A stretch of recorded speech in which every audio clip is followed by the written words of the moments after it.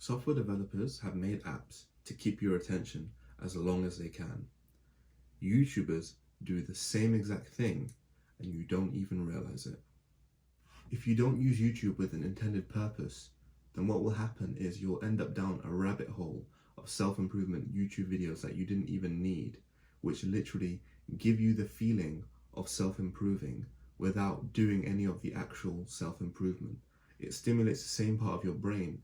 As humans, we're empathetic creatures, so that when we see someone doing the same things we seek or we want to do, then our brain can imagine what it feels like to be in that position. If you think about it, it's literally you versus the entire universe of content on YouTube. And to be honest, you will probably lose. If you don't set an intention with how you use YouTube, your time will be stolen from you. And I don't want that for you. Okay, so you've set your intention. Now, what's the actionable steps you can actually do to make sure that you're learning as effectively as possible when you're watching YouTube videos like this one? Well, first, no one will value your time as much as you do. So start making use of the ×2 playback speed button in the little corner of the YouTube video, because if you do that, you'll be able to get through the same 20-minute video in half the time, literally saving you time so that you can do other things in your day. If you were a CEO, you would value your time.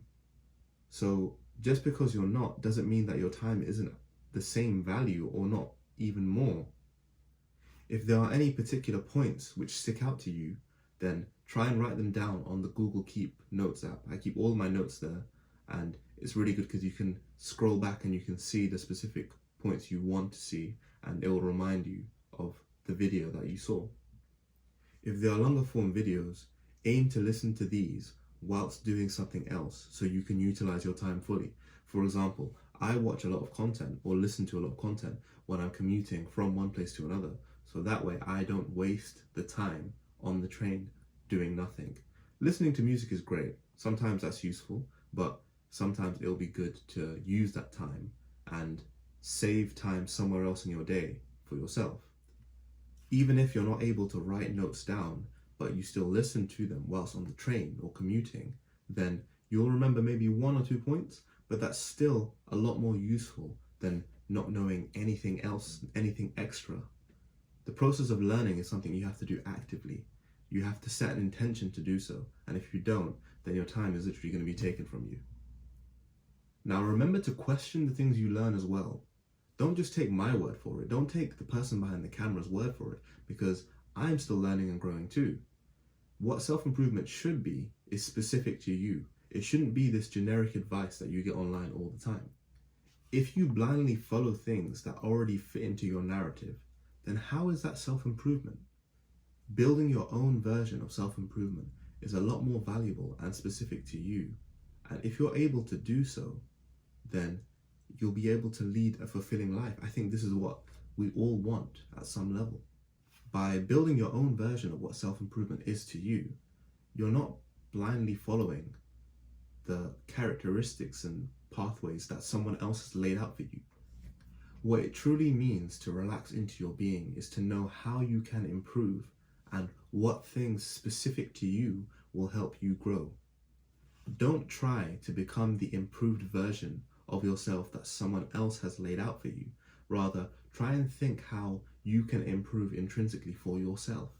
What are the things that you can do right now that will have the most effect on your improvement? For some people, it might be weight loss. For other people, it might be to level up their intelligence. For some people, it might be their business. So take what you want first and question everything. This is advice that you wouldn't hear from any other YouTuber like Hamza, because regardless of whether they like to admit it or not, this is a business for them. Self-improvement is a business for them.